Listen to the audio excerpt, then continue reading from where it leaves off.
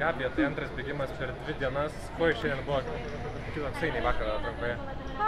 Kitoksai gal, aišku, buvo kritimas, tai biški teko save susirinkti, bet tikrai daugiau jaudulio, greitesnis bėgimas, tikrai sunkiau šiandien. Tas kritimas pačioje pradžioje išmušė kažkiek, ar visgi tai buvo dar labai ankstyva bėgimo fazė ir kažkokios įtakos neturėjo? Išmušė, nes aš tiesiai bėgu ir tiesiai greitai taip ant manęs, bet greitai, sakau, reikia susigaudyti, nes tikrai nebuvo man, negalėjau sau leisti skristi tikrai. Ar esi patenkinta savo pasirodymą apskritai šiandien? Jo, esu patenkinta, tikrai dariau viską, ką galėjau, tai tikrai negalėjau nieko daugiau padaryti. Pamatėjai, kuriame atrankos bėgime pusfinalį bėgsi, ar buvo mintis, kad yra šansas, nes lyg ir lengvesnis? Ne, mano bėgimas žymiai sunkesnis buvo. Tikrai, nes šiaip aš pati nenorėjau žiūrėti, man treneris pažiūrėjo ir aš žiūriu ir matau iš jo veido. Ir galvoju, ir sako, nu, galėsi, bet jau supratau, kad tikrai labai stiprus, nes mano laikas 8, o patenka 12.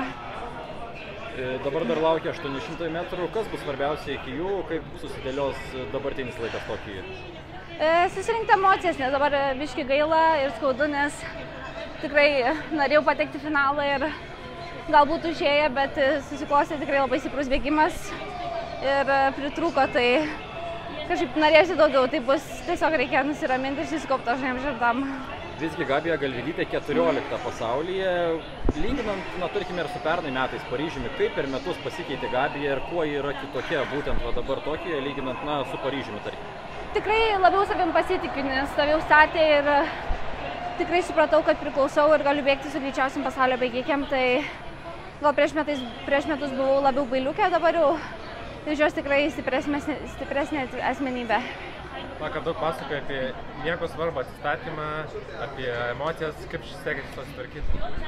Nesisekė gerai, bet manau visom aukšto lygio sportininkėm yra sunku susikaupti po starto, ypač kai startas yra toks vėlyvas ir vis tiek ir tenka išgerti kavos, ir emocijos, ir adrenalinas, tai tikrai užtrunka, kol išeina ramiai pailsėti.